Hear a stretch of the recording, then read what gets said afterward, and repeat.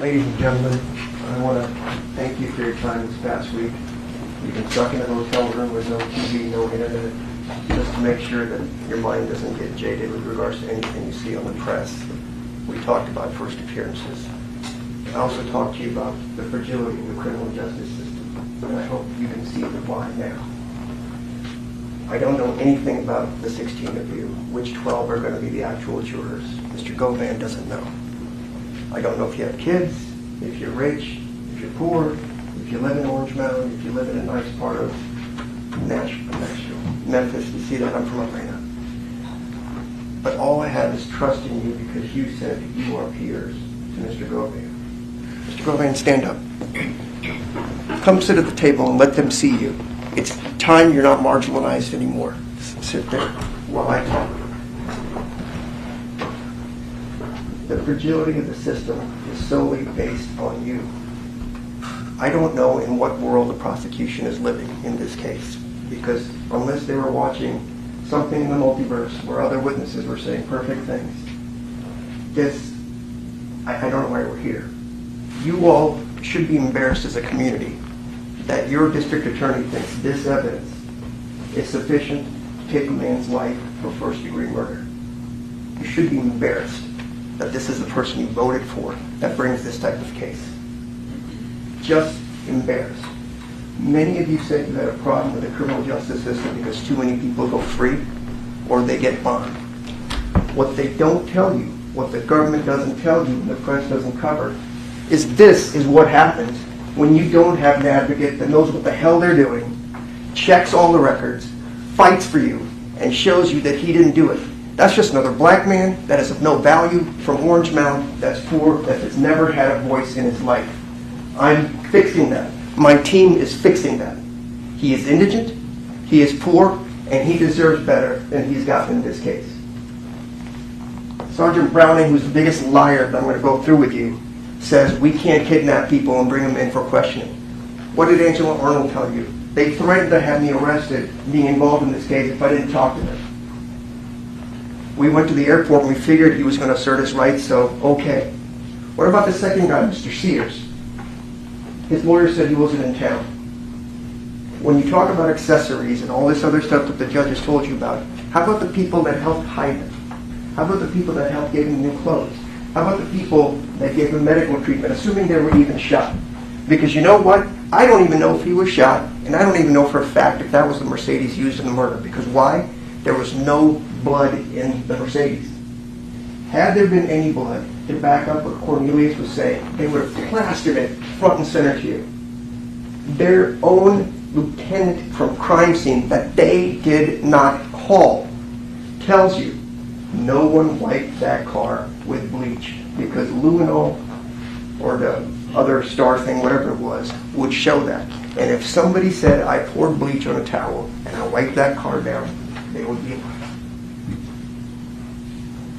I don't know what world we live in. None of you would buy a pack of gum based on the word of Cornelius Smith. You wouldn't do it because he's a lying piece of so-and-so that will do anything. Lie to his pretend grandmother, his family, his girlfriend, anybody. And I'm going to prove it to you as we're going to go through a few more slides. And Detective Browning may even be worse because that's just pure evil, trying to put people in prison based on shaded evidence. Dabney told you the truth, that we didn't do all this other stuff that we should have done. We didn't get around to it, was his quote. He wasn't happy about it, but he told me the truth. The other guy couldn't answer a yes-no question. It was always dodge and deflect, which is what they're taught to do as part of their training when they go and come and testify. These are the people that are policing your streets. You should be ashamed. The only crime that's being committed here today is in this courtroom. It's been committed for the last 3 days. This poor man will never get his life back because of what's happened. He's been threatened because they all think he's involved in the young Dolph murder, and everybody loves Dolph.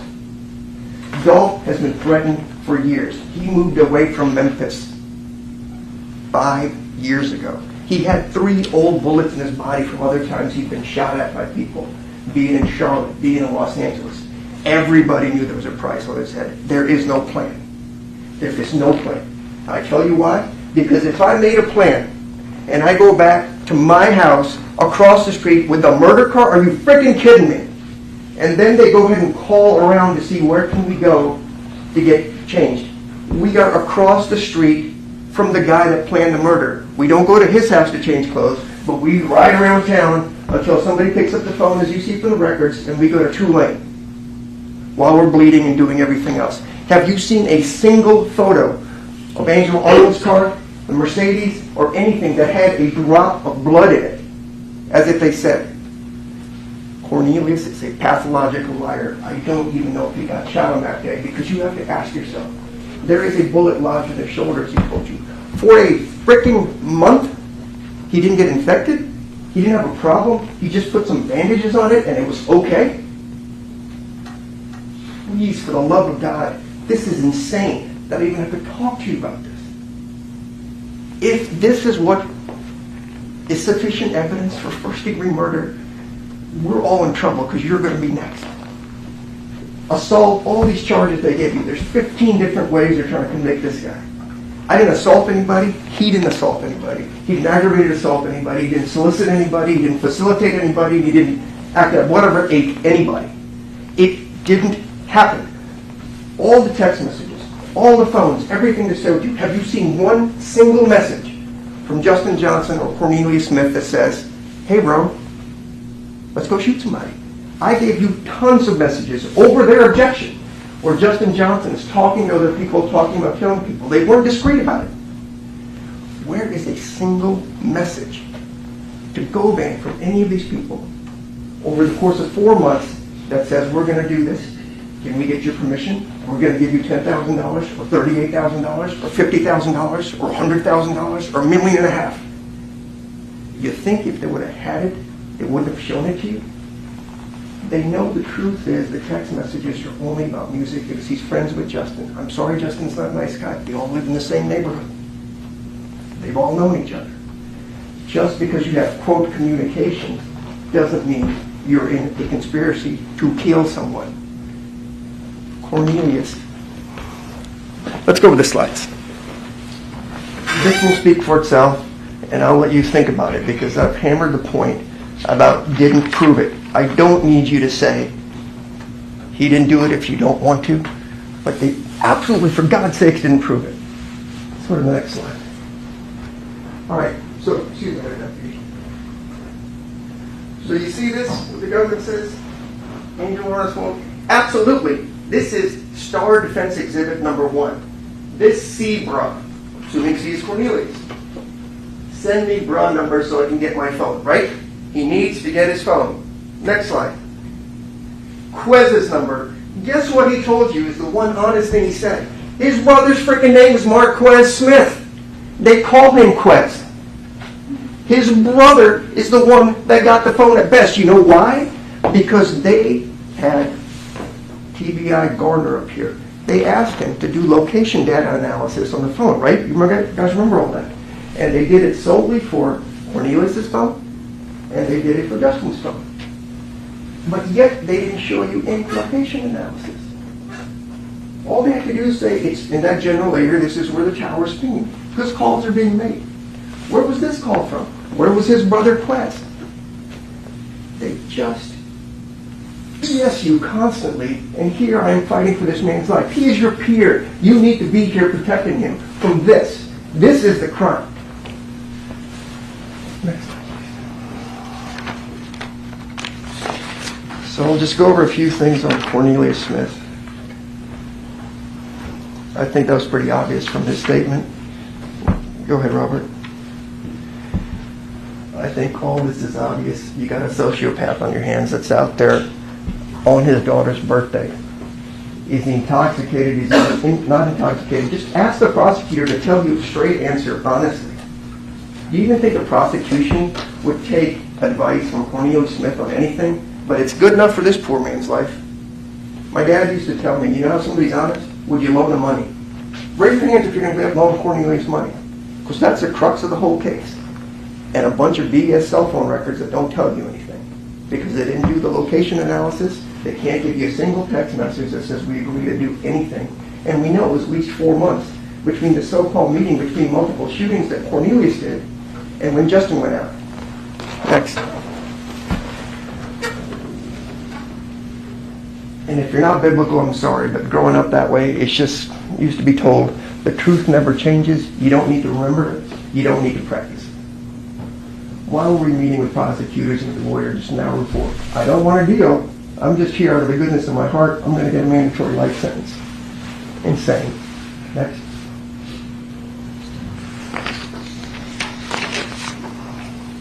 We also showed you the letters from Cornelius that he sent to his sister saying, I've got that lawyer that you paid for. It's this guy's lawyer, and that guy cooperated against somebody else and walked from a murder. That's what you have in black and white in Cornelius' own handwriting. And that is what all of you said when I said, what would you do to avoid a life sentence? You guys said, probably anything. All right. We know this to be true. Next. And we know all this to be true. Next. And we all know this didn't happen. It just didn't happen. His story just didn't happen. And both he and Angela said it.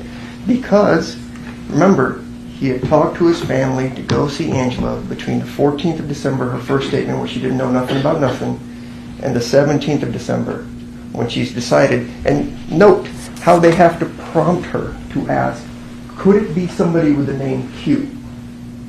And note, they had to ask her, didn't he forget something? Didn't he tell you something he might have forgotten or something that he needed? They had to prompt her. This is 30 days after that. You don't have to remember the truth. This was the biggest day in somebody's life, you would think. I just killed Dolph. I'm running around, and she can't remember who the guy was that picked up the stuff at pressure room. Oh, shocker. There's a few cameras at pressure room. They had the absurdity to tell you, well, do you know how long the camera might be working or how long it records? You know how to find that out? Maybe go there and ask them. We've had Ring cameras and other things like that for a decade.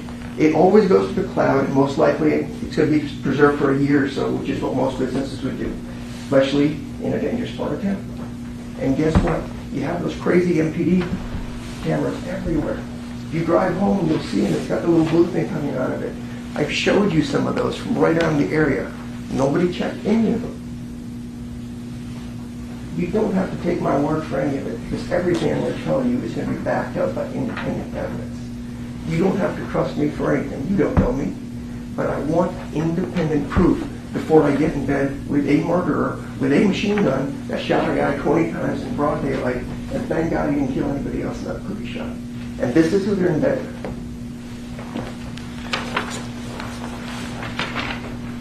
Next.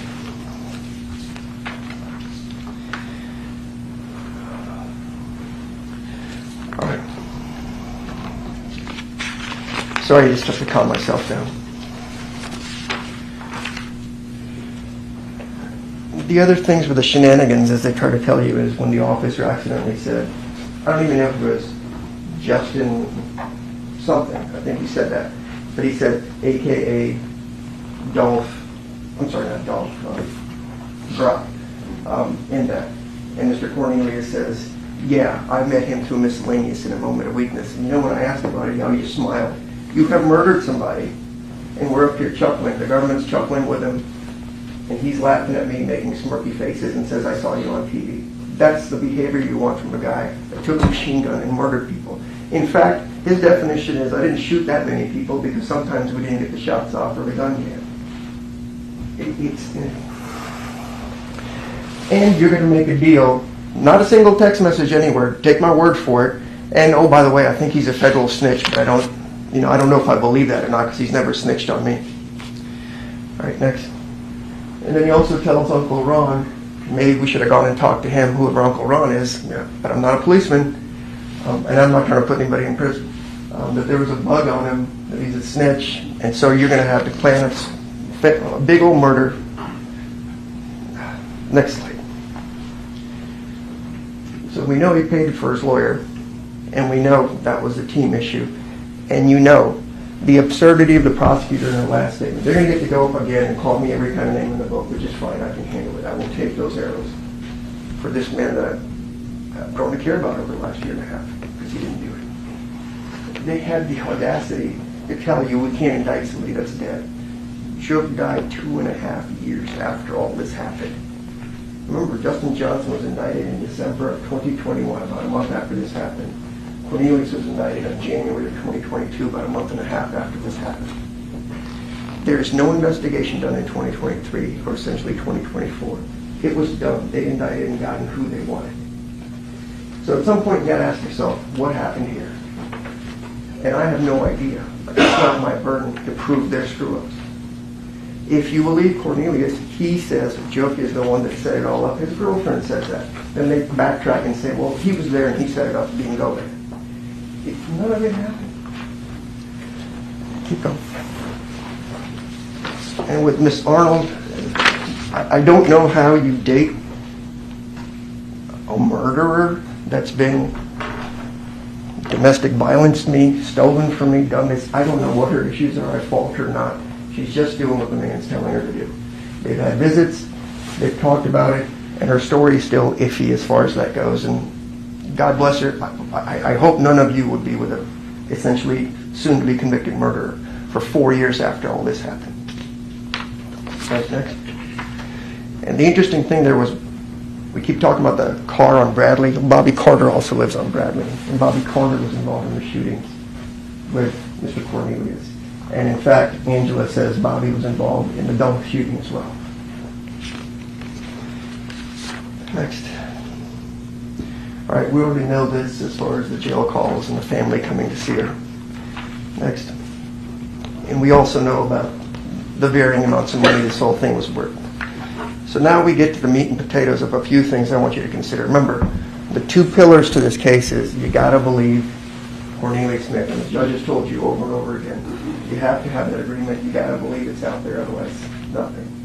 They've come up with 15 different methods, from murder to second degree to 30. I don't care if it's 47th degree murder. None of this stuff happened. There's no assault. There's no solicitation. There's nothing.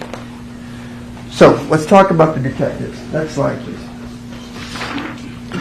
All right. So the Detective Browning, the all-powerful Detective Browning, told you that Govan last talked. Oh, I'm sorry, I got my slides mixed up. We know Dabney, who actually I respected and had a nice talk with. He said they didn't do it straight up. Didn't try to sugarcoat it. We just didn't do it. Didn't go to pressure roll to confirm anything this man was saying. Tells you straight up we didn't go to AutoZone. Tells you straight up there was no relevant evidence of AutoZone. So this mystical receipt that's all crumbling, you can't tell what it is. That's supposed to be some kind of evidence now. And they didn't get around to investigating Jook, who was on Team Cornelius or whatever you want to call it. At least he was honest enough to tell you that. Next. So these are the slides you saw yesterday with Detective Browning. And this is where the evil of it all comes in. He did these call detail records for you. And this slide cuts off at 11:16 at 3:01:17. Right? They stopped it right there. I've highlighted for you. That was the slide. You might wonder, maybe, what's the big deal about that? It's just some phone call to somebody, no biggie, right? Yeah, if he's talking to Cornelius here, no problem. But guess what? If they would have given you the full story on the slides where they try to bias you, next slide, you see, on the same 11:16 at 5:37:15, this is Jook's number, and he spent a 6-minute phone call. It's not on the slide. I had to pull that off the call data records that you have a thumb drive. You will never find it or see it because there's thousands of pages of call information out there. But you see, this thing stops up there at 3 o'clock. They don't tell you this part. That Justin Johnson talked to Jook before the murder and also sent him a turkey emoji. If you are a law enforcement officer, your job is to investigate and the facts go where they may. You don't have a job to convict people. That is why I respect Dabney. He made a mistake, he owned it. Browning is a liar. Pathological liar through and through. Next slide.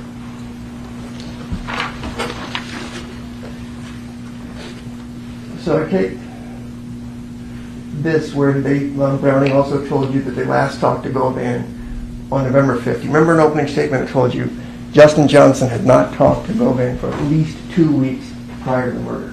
No communication whatsoever. But they try to tell you that, oh yeah, on November 5th, he must have talked to Govan. And then Cornelius last talked to Govan on November 15th. Just remember those. It was very specific that they argued. So let's go to the next slide. So what you'll see is, on November 5th of 2021, this is Govan's number. Her name is Govan. He's getting a call from Justin Johnson. You see this? This is the communication they had on November 5th. How many seconds is that phone call? Let me break it down to you. Zeros. It never went through. There was no phone call for at least 2 weeks. No text messages. Nothing. And this is the guy I'm supposed to be planning a murder with the most famous person in Memphis. Are you kidding me right now? All right, next slide. So there's an old movie that said the tail wagging the dog. You've got Cornelius telling him what they want to say as he tells you he likes to do. And everything they're trying to do is back up what Cornelius says. There is no explanation why they didn't go talk to Joke or bring him down for questioning. There's none. There's none.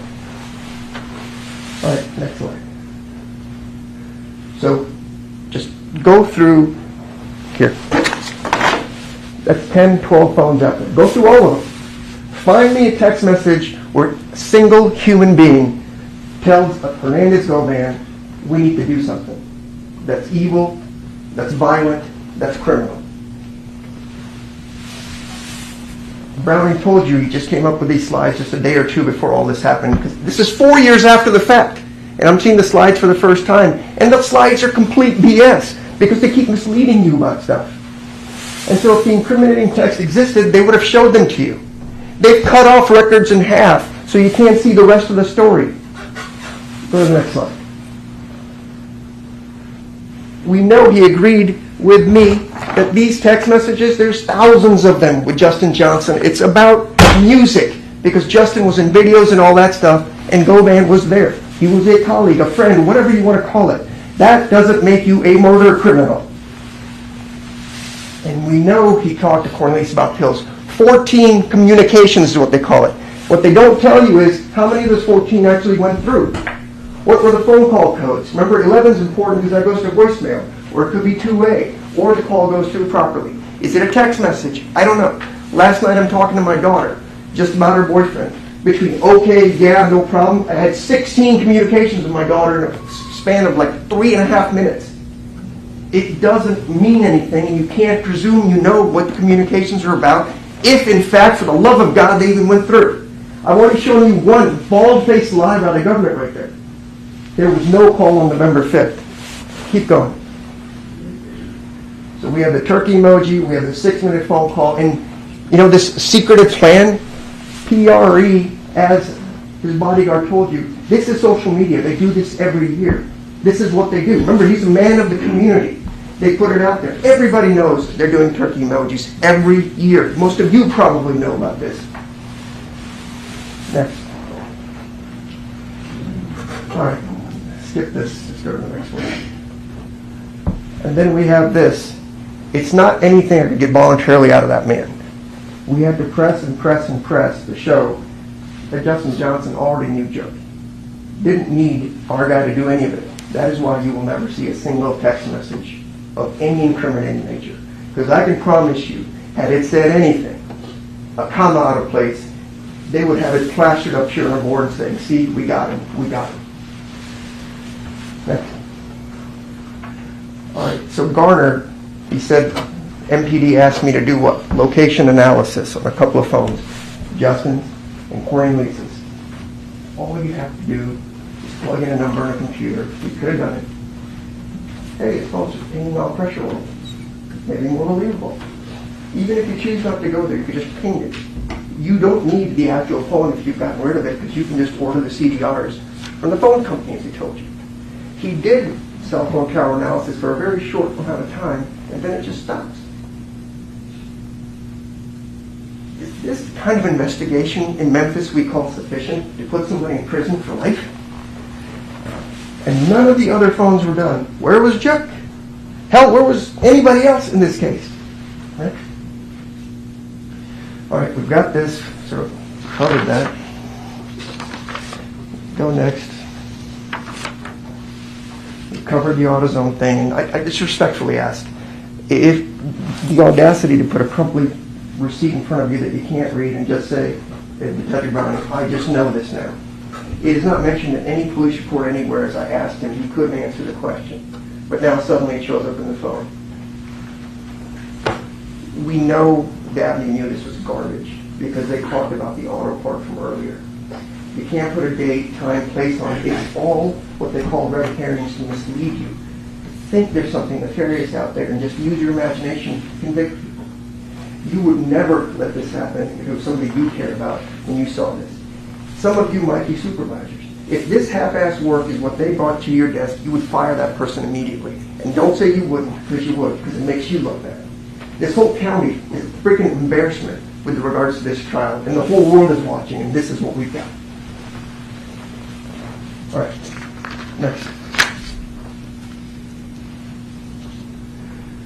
And then the last thing is you got to ask, if I set up the plan, I don't know if I'm having the murder car come to my house. And if I am having the murder car come to my house, why don't people just come inside and change clothes there instead of riding around all over town trying to find a place to go change? And again, I know you may think I'm crazy, but there's no blood in that car. Was this even the right Mercedes as far as that goes that they got? You remember Treon Ingram and another gentleman had stolen that Mercedes a while earlier. Treon Ingram didn't come and testify because Treon Ingram picked up another murder right after that. Where did the blood go? Cornelius told you point blank, no ifs, ands, or buts, and girlfriend. I took bleach and I wiped it down. And the lieutenant from CSI with 28 years of experience says that just didn't happen. Where's Angela's car? Remember, she said he was bleeding all over. Where's the evidence of any of that? All right, next. So all I do is cross my hands and beg you guys, he is your peer. There is no evidence here. You would never accept what's happened in this courtroom in your own personal lives to make any decision of any kind. And he deserves that same respect. There is nothing here. They're going to get to come back up again. Remember, we talked about first impressions. You need to use your minds, your eyes, your ears, and your noses and call the sniff test BS on this whole thing that they're about to give you yet again. There's nothing here. There's no solicitation, there's no facilitation, there's no assault, there's no murder, there's not a text message, there's not a phone call worth a damn, and they aren't telling you the story. Make them tell you, why didn't we investigate Chuck? Make them tell you, why didn't we investigate all the people that helped these folks escape? And if you want to talk about conspiracy, how did he conspire or solicit Justin Johnson? Have you heard anything about that? Who's Jamarcus Johnson? You've heard a single word out there, they're all together in a conspiracy. All you have is Cornelius' word. He's the linchpin of this whole case, and none of us would trust him. And we sure as hell wouldn't want him much. And then we have phone records that actually exculpate him. But if you make it all nefarious and have a sleazy detective get up there and talk about it, sounds pretty good. He didn't do it, but you don't have to take my word for it. He didn't prove it. If this case gets a conviction, then I just need to stop being a lawyer because the system is shot to hell. Thank you.